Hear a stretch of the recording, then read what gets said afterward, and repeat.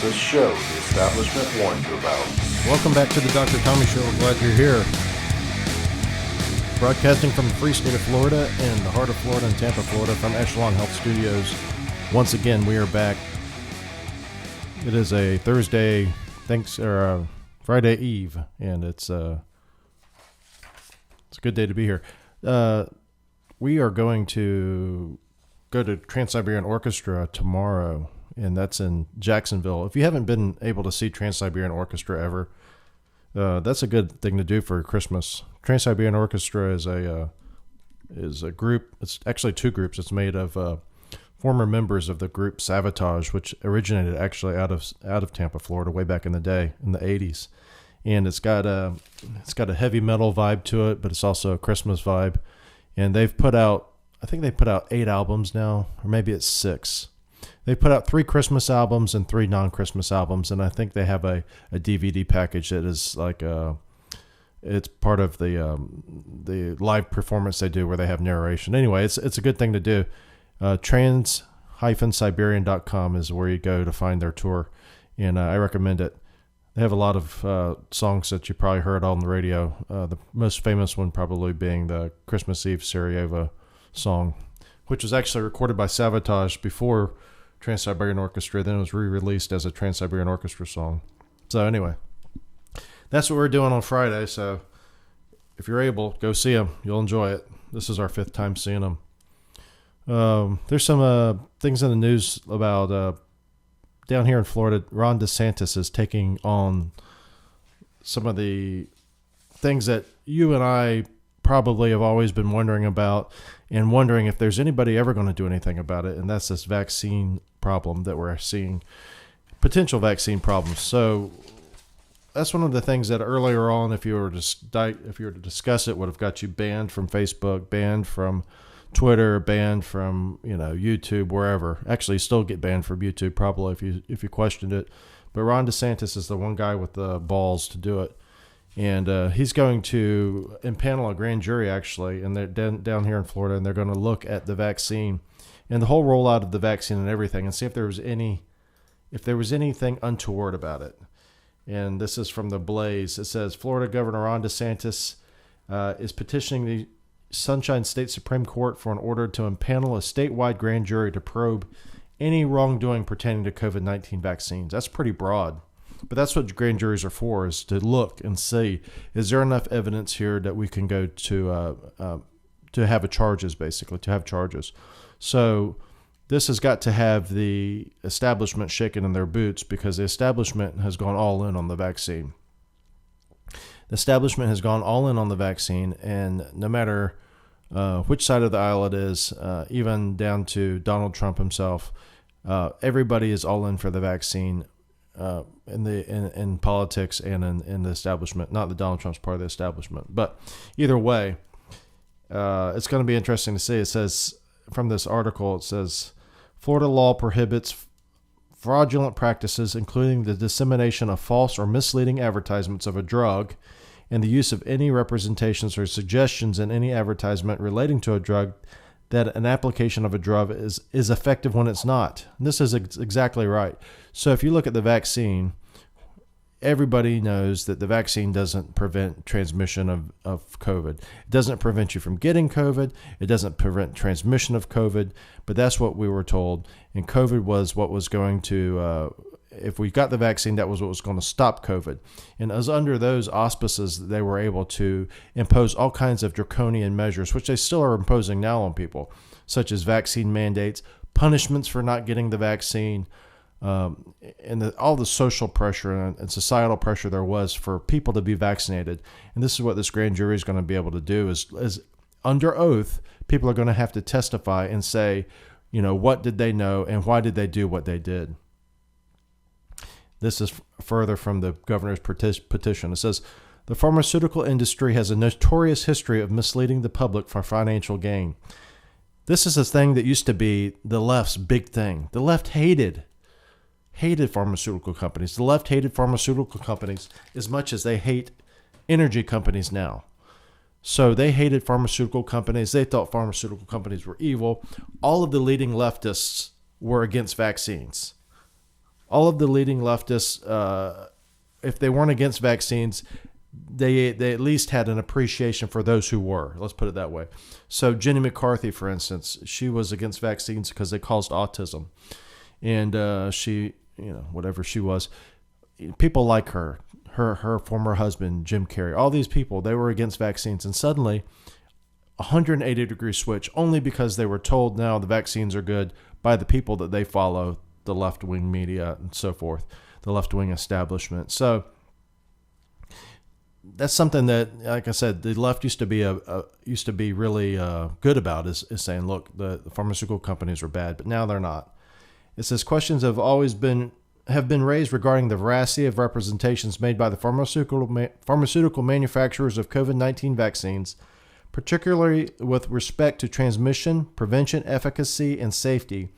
An investigation is warranted to determine whether the pharmaceutical industry has engaged in fraudulent practices. The people of Florida deserve to know the truth. So we'll see.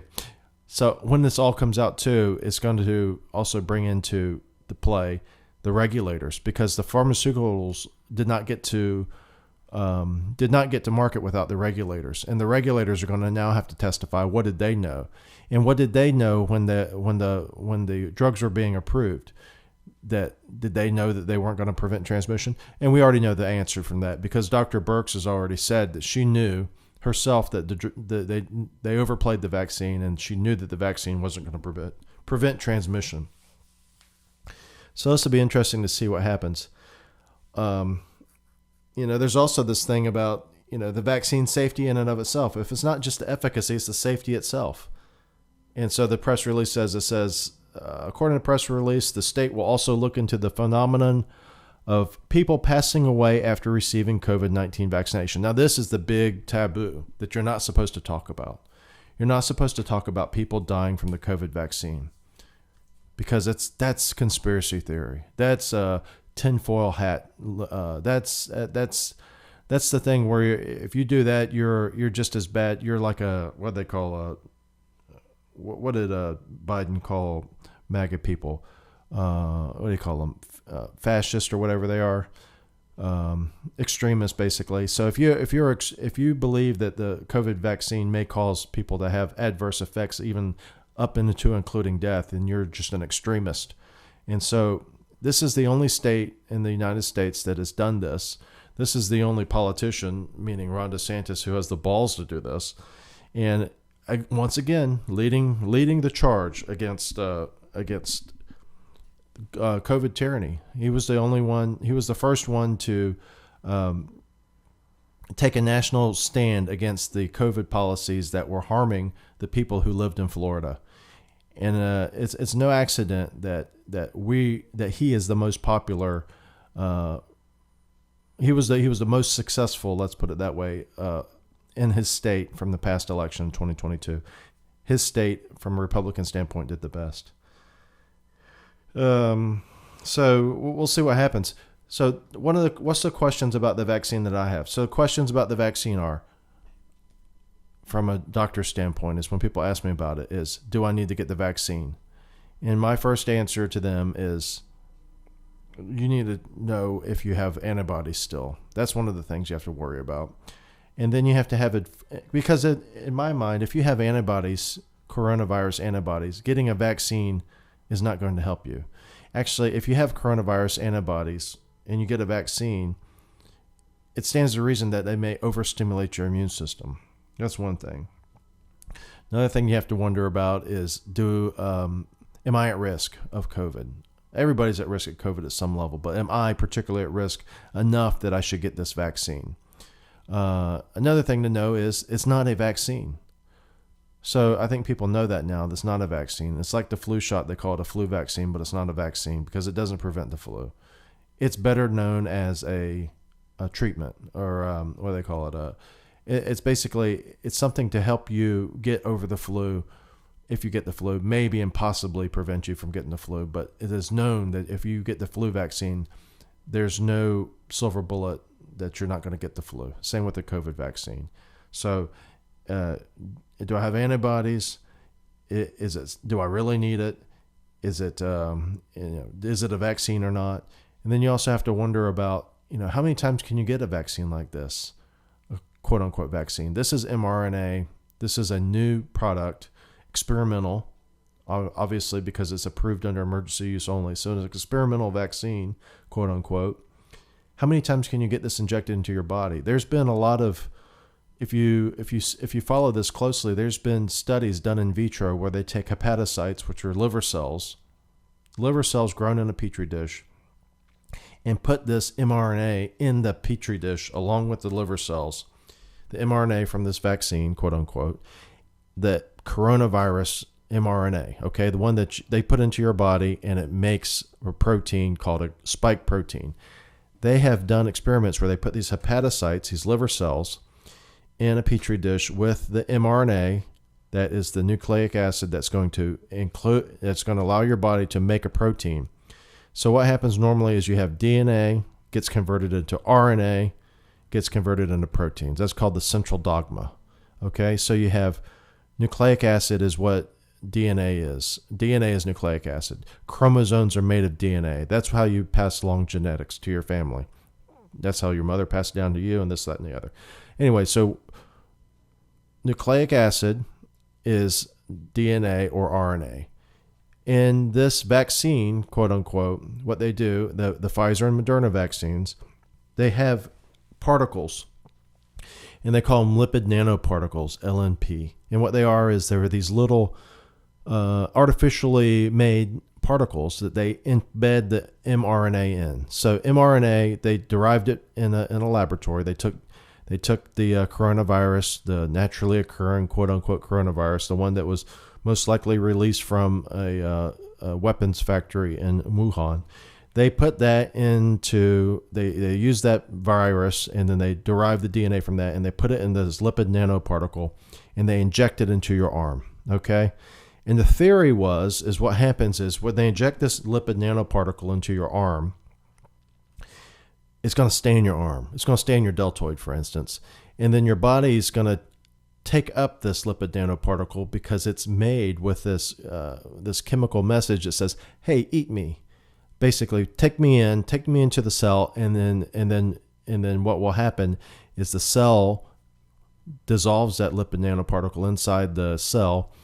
These things called ribosomes, which are these machines inside every cell of your body, I think, that maybe not red blood cells. But anyway, ribosomes encode mRNA. It's like a tape player. If you remember those tape players, that's what it looks like, kind of. Anyway, it's like a tape player, and the little ribbon of mRNA goes on one side, and then there's something called RNA. I forgot what the other called RNA is, but there's another type of RNA. Anyway, it makes a protein. A protein is a three-dimensional object, this protein looks like a spike. And so they put this protein on your cell, and then supposedly what happens is your body sees that cell, it attacks that spike protein, and it says, hey, look, there's spike proteins in here. We need to make an army against these spike proteins. And so theoretically what happens is your body does that, and then when you come across COVID from the virus, when you get it from, going to the store and you get coughed on, or you pick up something that has COVID on it and you touch your face and you got COVID, right?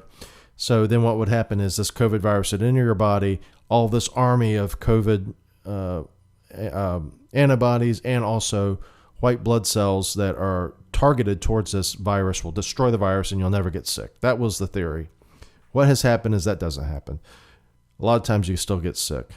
A lot of times basically the vaccine doesn't work is the bottom line. But what's even more alarming is, like I was getting back to, is these hepatocytes, you put them in a petri dish and you put in the mRNA, and there's something called reverse transcription. And what does that mean? Well, reverse transcription is where some viruses do this. So some viruses turn RNA back into DNA, and it's called a retrovirus. Anyway, reverse transcription takes place where you take RNA and turn it back into DNA, because usually it goes from DNA to RNA to protein. Well, with reverse transcription, you can turn RNA into DNA. And there are things called reverse transcriptons in your body.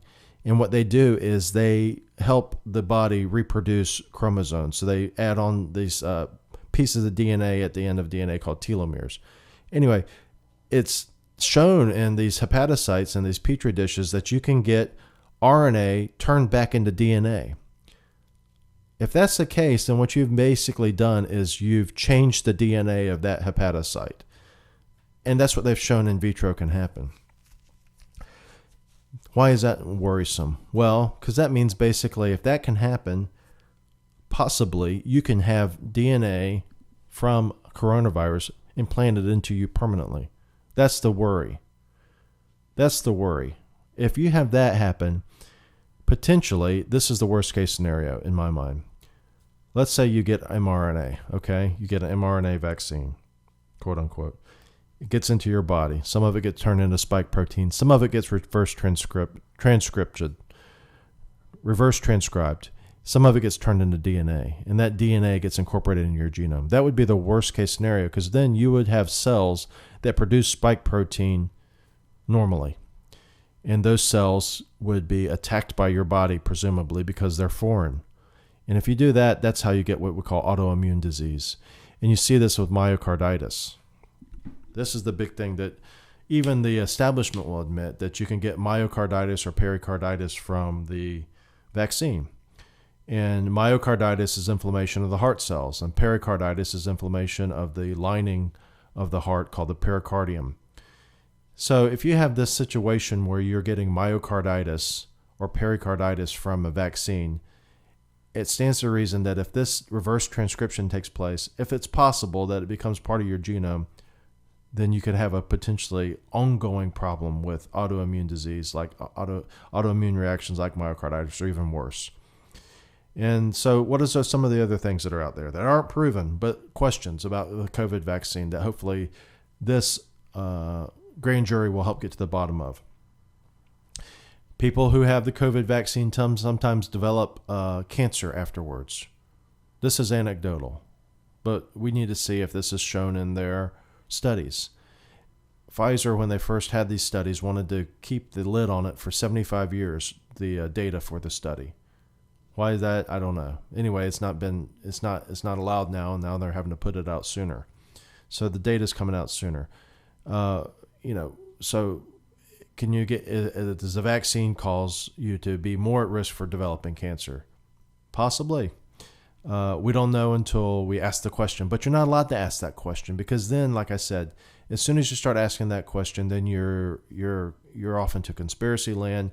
You risk losing your livelihood. You risk, worst case scenario, you risk losing your livelihood. You lose your license as a doctor, whatever the case is. Or in best case scenario, you get kicked off Twitter. Anyway, some of the questions that are out there, that if you don't ask the question, then you should be allowed to ask the question. Because if you don't ask the question, you have to assume that you're hiding something. If someone's telling you, no, you're not allowed to ask that question, you have to say, why am I not allowed to ask that question? What is it about the question that's so dangerous? And they'll say, well, you're spreading misinformation. Okay, well, spreading misinformation is your opinion. Your opinion is what I'm saying is misinformation. And that's the whole thing that we've done with this censoring with through social media, through Twitter and all this. Is someone has said, look, this is the official rule. This is what is, this is the truth. Like Dr. Fauci says, I am the science. And I am the science, so therefore, if you question me, then you are participating in misinformation. And misinformation, you see, is dangerous. Misinformation allows people to make decisions based on wrong information, and then they can put themselves in jeopardy. So you're harming people by talking about things that we don't approve of, that we're going to call misinformation. And these people don't know any better.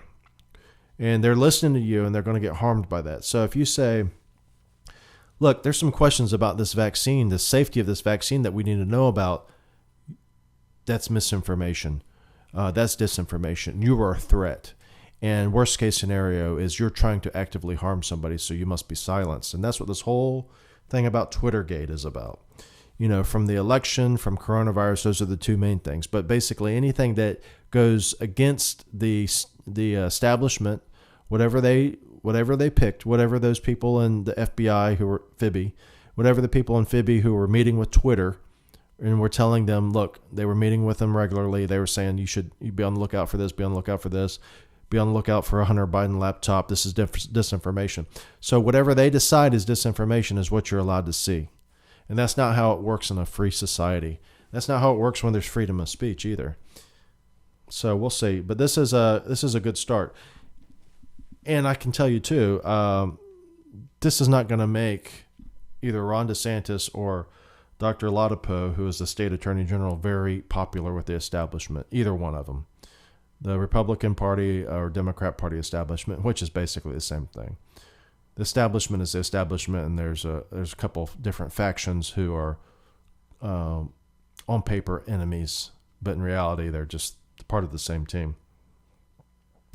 So we'll see what it says here. I'm looking forward to it, and I'm interested to know what comes out of it from a real science point of view. Here's Ron DeSantis talking about what they're going to be doing with this investigation. Situation. Yes, Florida, we banned vaccine passports almost 2 years ago. We banned the shot mandates for jobs and saved a lot of people's jobs. Nevertheless, throughout our country, you still have hundreds of universities in other states that are still mandating these boosters on these college kids. When any type of cost-benefit analysis would say the benefit for them taking the shot, as you alluded to, it doesn't prevent them from getting infected or spreading it anyways. The benefit is minuscule, but as Joe Ladapo and other studies have shown, there is a risk for doing it. So why can't our medical establishment acknowledge that? Why the deception? Why have they continued to do this for 2 years? Yeah, why is that? And that's like I was saying. Why aren't you allowed to ask the question? Why aren't you allowed to ask that question? Joe Biden yesterday had this signing ceremony for Marriage Act, Freedom of Marriage Act, what was it called? Marriage Freedom Act, something like that, Protecting a Marriage Act. Anyway, whatever it was to quote unquote codify the rights for people to get married, gay people to get married. And that was noted as the Freedom of Marriage Act. And he brought in with him, this guy is such a piece of trash. He's so trashy. I remember when they said that Ronald Reagan wouldn't set foot into the Oval Office without wearing a jacket. And then they were contrasting that with Bill Clinton, because when he got to the Oval Office, we know what he did. And then they contrast it with Barack Obama, who has a picture in the Oval Office of him with his feet on the desk and saying, look, he doesn't respect the office, this, that, and the other. So you've gone from Ronald Reagan, who wouldn't enter the Oval Office without wearing a jacket, coat and tie, to this guy. Joe Biden had a transvestite cross-dresser in the Oval Office for this Freedom of Marriage Act or whatever it was that he signed. This is the first time ever in history that a president has invited a transvestite into the Oval Office. And it's just there's a place and time for things, Transvestites are something that are in the world, and we know it. It's drag queens, whatever you want to call them. They're drag queens. It's an entertainer, okay? There's entertainers, and it's not illegal. It's up to what your tastes are, but you have to ask yourself a question: at what level is that what you're supposed to do in the White House in the formal capacity as the president of the United States? People used to always say, "Oh, Donald Trump, he's whatever he had, he's a bad guy. He's denigrating the office." Donald Trump never brought a drag queen into the Oval Office. It's like saying, Oval Office it's just part of the society. Well, you guess who else is part of society? Porn stars are part of society. They're not illegal. They're out there. Does that mean you have to bring porn stars into the Oval Office too? I mean, if we ever sign some type of a bill that is about, movies, do we need to bring porn stars into the Oval Office? I mean, is this really the case of, I don't know. And so Joe Biden's out there. He's inviting cross-dressers into the Oval Office. And then he goes from that saying, look, we're defending marriage. We're defending marriage now against these evil people. And the next step he's going to do is he's going to do the marriage. He wants to have equality for transgender children. And here's what the old President Joe has to say about that. Mr. Hair Sniffer. Challenge the hundreds of callous, cynical laws introduced in the states targeting transgender children, terrifying families, and criminalizing doctors who give children the care they need. We have to protect these children so they know they're loved, and we will stand up for them and say they can seek for themselves. So this guy's he's talking about these laws that are against genital mutilation, against children having mastectomies, and he's calling out Ron DeSantis, really, because Ron DeSantis is leading the charge against this type of activity against children in our state. And so here we go. This is hat tip to Dave Rubin in Instagram, and it's a good question. As he's asked, Dave Rubin says, personally, I wouldn't let a man with dementia decide whether to chop off kids' genitals, but I'm an old soul. So, just listen to the way that he frames this. This guy's a lunatic. We need to challenge the hundreds of callous, cynical laws introduced in hundreds of callous, cynical laws that are not allowing people to chop the genitals off of children or cut their breasts off. Who's the crazy person? Who's the cynical person? It's one thing if you're an adult and you want to have surgery to do something to change your body. You don't feel comfortable. But when you're saying that we're going to allow children who by definition do not have a fully formed brain, who by definition don't understand all of the things that go on with your body, who by definition need someone to look out for them. It is now the policy of the President of the United States that is a good thing to do, is to allow these children to have their genitals chopped off, to have their breasts chopped off, to take hormones. Is this crazy?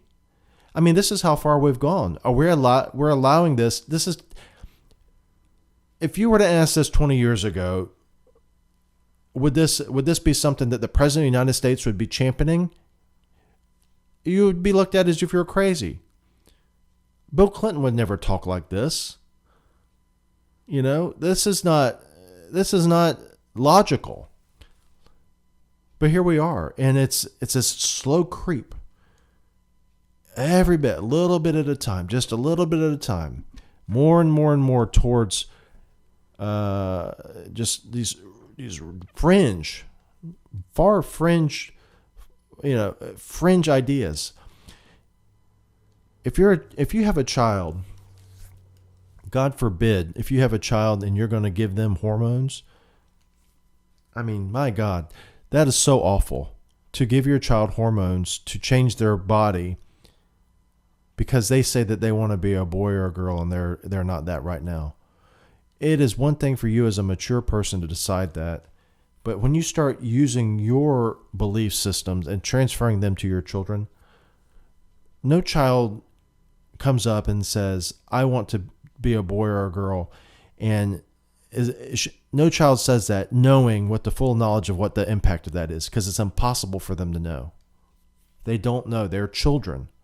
Their minds are not formed. They don't understand things. Up until a certain age, they think they're Santa Claus. And you say, well, that's because we lied to them. If we just told them there wasn't to begin with, bullshit. That's because they're young. Their minds aren't formed. They don't understand things the way you understand them.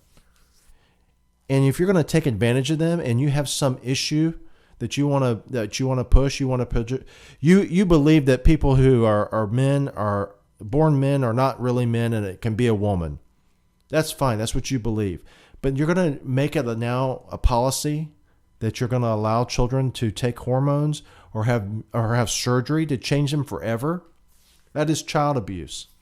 And then we have this old, tired corpse of a president going on about how this is cynical. No, you're the cynical asshole. In the states targeting transgender children, terrifying families, and criminalizing doctors who give children the care they need. Who needs to have their breast chopped off, Joe? What child needs to have their breast chopped off? None. Unless they have a problem. You're the cynical one. You make me sick. But they're really criticizing some. Yeah, that's Fauci. Anyway, Joe Biden, I tell you, this guy,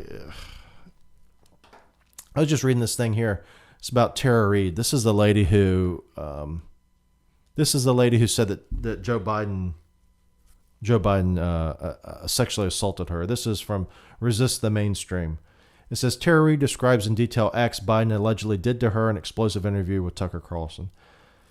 A former Senate staffer who claims Joe Biden sexually assaulted her in 1993 still seeks justice for alleged crime. Of course, this is, like I said, or like we were saying, believe all women except Tara Reade, right? Tara Reade pressed her claims of sexual assault by her former employer during an interview with Fox News journalist Tucker Carlson. Western Journal further reported, no matter how hard the Democrats and the Biden administration might be hoping for it, the Tara Reade story isn't going away. The woman who served as an aide in Biden's Senate office in the early 1990s caused a crisis in then candidate Joe Biden's campaign when she went public with the explosive allegation he sexually assaulted her in a Capitol in a hallway in 1993. Now, tell me if this sounds like Joe Biden, okay? Tell me if this sounds like the Joe Biden you know. Tell me if this sounds like the Joe Biden that is going on about how he thinks it's an abuse for doctors to not be allowed to chop off a child's genitals, and then contrast that with the Joe Biden that his daughter described in her diary. You can look that up for yourself because it's too disgusting to repeat. But anyway, so this is what Tara Reade says. He had me against the wall and he penetrated me with his fingers against my will, Reade told Carlson. Harrowing as the moment sound by itself, Reade said there was more. It wasn't just assault itself, though, she said. It was everything to do with it. Here I am, this young staffer, and he did this, and then I made him angry. And that's someone you don't want to make angry. It's kind of like rape, he said, Tucker Carlson. It's so out of bounds that it's weird that someone would think to do something like that. It got weirder, according to Reade. When it happened at first, he was like, come on, man, I heard you like me, she said. And then he got angry, and that's when he smiled, that smile. And that's what was really jarring. And then he pointed his finger in my face. He said, you're nothing to me. I must have had a certain look in my face, and he just took my shoulders and he shook me and said, you're fine. Then he turned around and walked away. Now, does that sound like Joe Biden? I don't know. I'm not there. I wasn't there, but that does not sound like out of bounds for the Joe Biden that we see here, talking about, yelling about children and having their genitals chopped off and how that's the right thing to do. And the Joe Biden that's been in the, Hunter Biden's laptop, and the Joe Biden that's been in his daughter's diary. But this is the thing is, the media has never covered this more than just saying it's false claims. Tara Reade, believe every woman except Tara Reade. They are so morally bankrupt.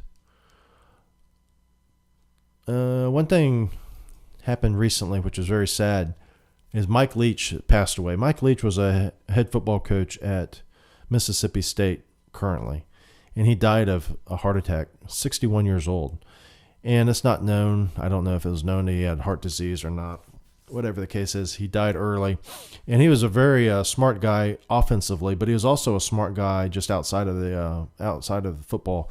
He was actually a lawyer, and he's an attorney. So, but here's this. This is back from 2019, and this was Mike Leach. They were asking him about if the Pac-12 mascots fought, who would win? Well, first of all, what kind of mythical powers does a Sun Devil have? We got to consider that. I'm going to say the Wildcat's out. The Trojan, does he have a horse or is he on foot? Does he have a bow and arrow or just his sword? The Bruin, definitely formidable.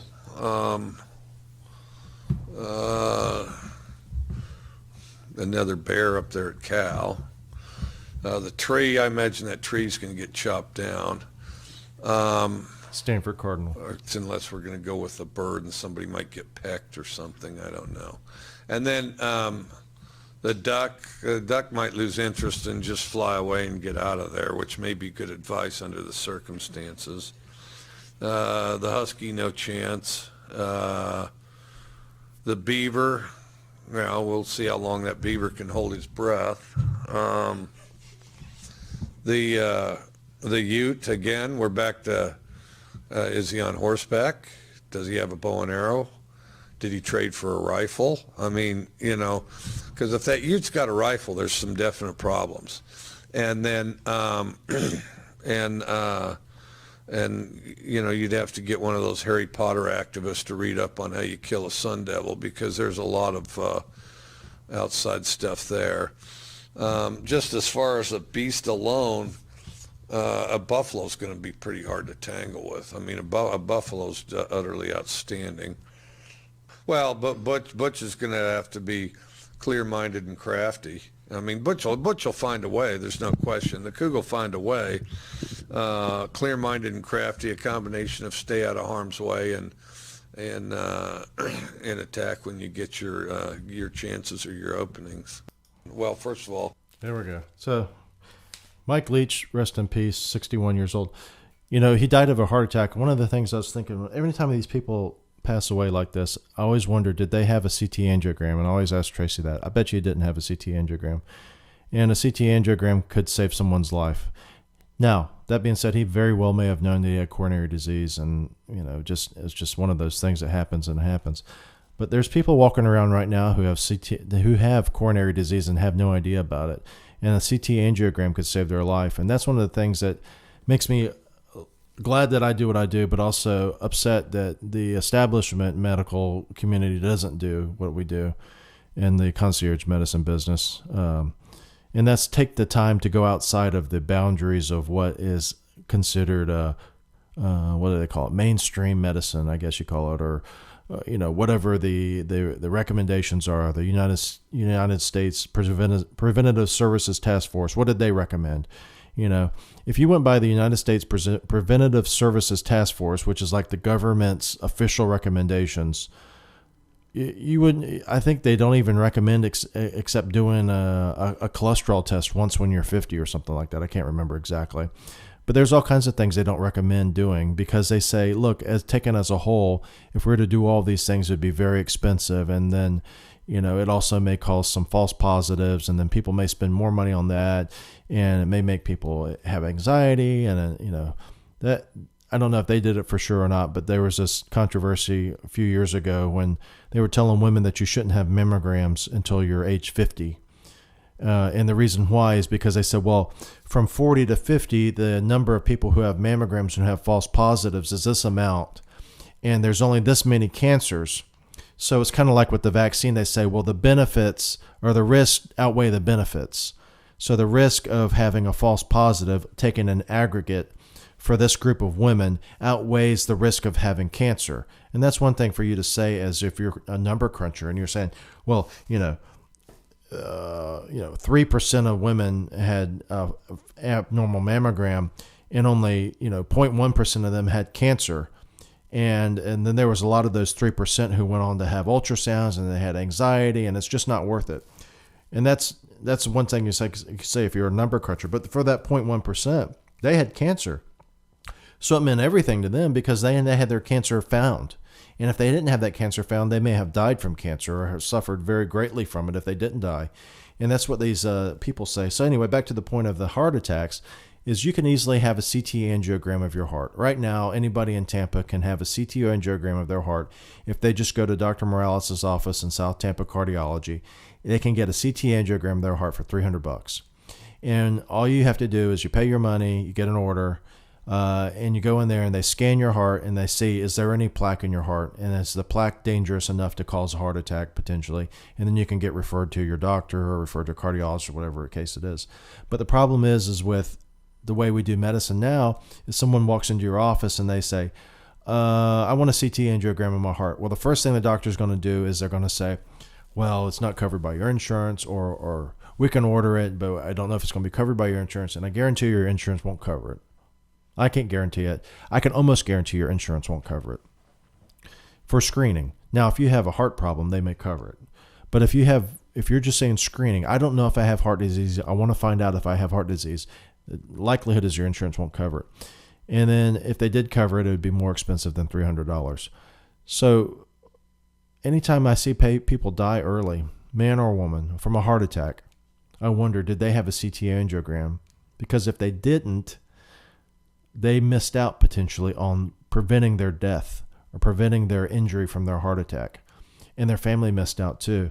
So all you'd have to do is get a heart scan, and then you can see, is there any plaque in my heart? And you can look for hard plaque and you can look for soft plaque. Hard plaque is plaque that's old, that's been there for a while. And then there's soft plaque. And soft plaque means it's new. It hasn't had a chance to calcify yet. And soft plaque is dangerous because even though a hard plaque may be bigger, let's say you may have a hard plaque that's like 75% of your vessel. So there's only 25% still open. And you say, well, that's dangerous. Well, you may have a soft plaque that's only 20%. But if that 20% plaque ruptures, then it forms a clot. And then it will be 100% of your artery potentially that's clotted off. And then you have a heart attack. And that's how you die. So you can die from having a hard plaques. You can die from having soft plaques. And a CT angiogram would help to save your life. And I don't know if Mike Leach had one. And I'm not going to, obviously blame anybody or anything. It just brings me to mind the people out there who are walking around not knowing. If you have risk factors, especially if you have someone in your family history that's had an early history of coronary disease in their 50s, like a father or a brother or sister, mother, or if you're a smoker or you're a diabetic, you have hypertension, whatever the case is, you should have a CT angiogram. You should ask your doctor for one. And if your doctor can't do it, then find someone that can. But that's like I said, that's what we do though. We think outside the box. We don't think inside this box where it's like, well, the insurance won't say says you can't do it, so we're not going to do it. It's the same thing about testosterone. We have a patient now who's older. He's in his 60s. Anyway, I said to him the other day, I said, if you're concerned about your energy level, you should get your testosterone checked. And if it's low, then you can consider getting it replaced and see how you feel. But that's a conversation that would never happen in an insurance-based practice, mostly because insurance-based practices, they just think they think inside the box. And inside the box means that you don't check a 60-year-old for low testosterone. Because why? I don't know. I actually don't know what the reasoning is. I guess the reasoning is you're 60 now and it doesn't matter if your testosterone's low, it doesn't matter how you feel.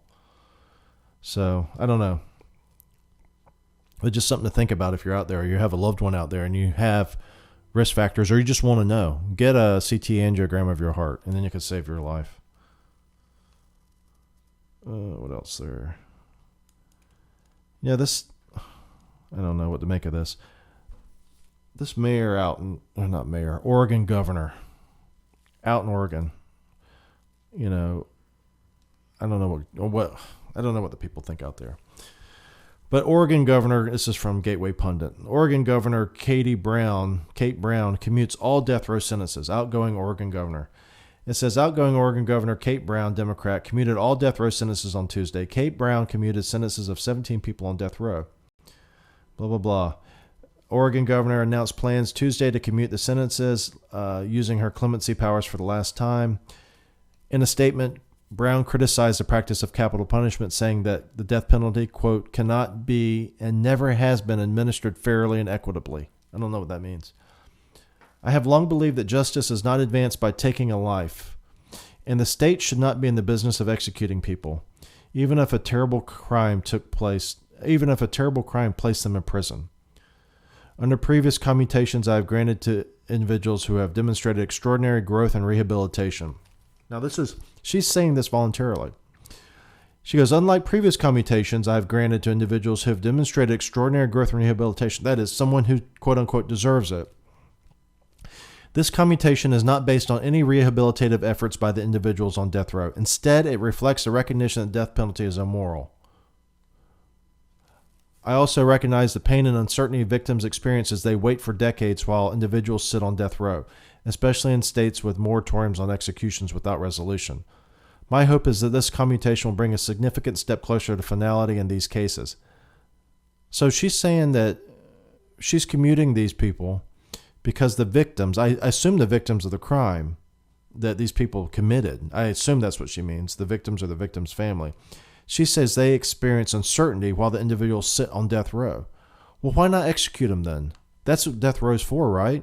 Capital punishment, isn't that what it's for? Presumably these people have done things so heinous that they have reached the level of needing to be executed. And so your idea then is instead of executing them, we're just going to put them on in life in prison. We're going to let them escape the death penalty. That's going to make the victims feel better. The uncertainty, that just prolongs it. It makes it worse. I never understood the reasoning behind saying it's never okay to take a life. That to me makes no sense at all. I mean, if that was the case, then there would never be any reason to defend yourself. Okay? If Kate Brown was walking in the street, God forbid, someone came to mug her, would Kate Brown fight back? Would she try to defend? Would she try to defend herself to the level that, if necessary, she took the life of the other person? Or would she stop and say, "Look, I know you want to mug me. I know you want my property. I know this is unwarranted. Go ahead and kill me, because taking your life, there's no reason to ever take your life." Is that what she would say? I mean, that's the logical extension I see, is that if you say that, there's never a reason to take someone's life, and that's why the death penalty is immoral. I mean, just think of the terrible things that are out there. I get tired of reading it, really, honestly. Tracy just told me about some story of a person who killed their 1-year-old child and dismembered it. Okay? That person deserves a death penalty. The guy, the FedEx driver, again, murdered a child, hit her with his van, and after she was still alive and conscious enough to tell him her name, he strangled her to death. That guy deserves a death penalty. Nicholas Cruz, the shooter who killed countless children, 15 I think it was, or 18, or however many it was, he doesn't get the death penalty. He deserves a death penalty. There are people out there that deserve the death penalty. And this compassion that people have for people who commit crimes is something that I will never understand. And I guess it's just because I'm not wired that way. I'm wired to believe that the people most deserving of life are those who did nothing wrong. At the very least, if you compare that to someone who is doing something wrong, they deserve to have life. And they deserve to have their justice by, if someone takes their life, by having that person dealt with through the criminal process and having the death penalty if they do something like that. The death penalty is in some ways a deterrent, but that's not the only reason for the death penalty. The death penalty is just justice. Just like it's justice if someone is trying to mug you in the street and you fight back enough and then you happen to kill them. That is not wrong. You are not wrong for doing that. You are protecting yourself, and that is justice. But to have this idea that, it's never right to kill somebody. If people do certain things, then they deserve to die. And that's what the death penalty is for. And there are times when people die in war. And that's another time when people die. There's this misconception, and Dennis Prager brought this up, that the 10 Commandments say thou shalt not kill. Well, that's not what it says. Dennis Prager said that the original translation is the meaning of the words is thou shalt not murder. Murder and killing are two different things. If someone's coming into my house at night trying to harm my family, I will try to kill them, and I will have no compunction at all about doing that. That's a different story than I'm going to go down the street and kidnap a child and kill them. Or I'm going to kill my wife and child, and then I'm going to take my own life. That's a different story. And you should be able to understand the difference between that and not have this binary thing. We're all about not being binary as far as gender and sex and all this stuff. Well, how about we not have a binary thing about saying, well, you either are for not having anybody killed or you're for having people killed. It's not like that. It's not black and white. There is a reason that some people deserve to die and others don't. But this is her parting shot when she left. And I don't know. I think it's part of this whole thing about the society that we're having, where we're turning more and more towards the darkness of society and allowing people to be basically out of control. We don't reward good behavior as much as we reward bad behavior. And if you allow people who commit murder and heinous crimes like this to not get the death penalty, then you're rewarding bad behavior.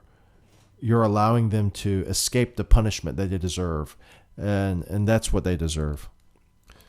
But it makes me glad that we live in Florida. That's it for today. If you're new to the show, go to drtommy.com/podcast, and you can hear more of the podcasts from before. And if you're interested in learning more about our practice, go to drtommy.com. And then, like I said, if you are in the Christmas spirit and you want to see something really exciting, go see Trans-Siberian Orchestra in your town. And until next time, bye-bye.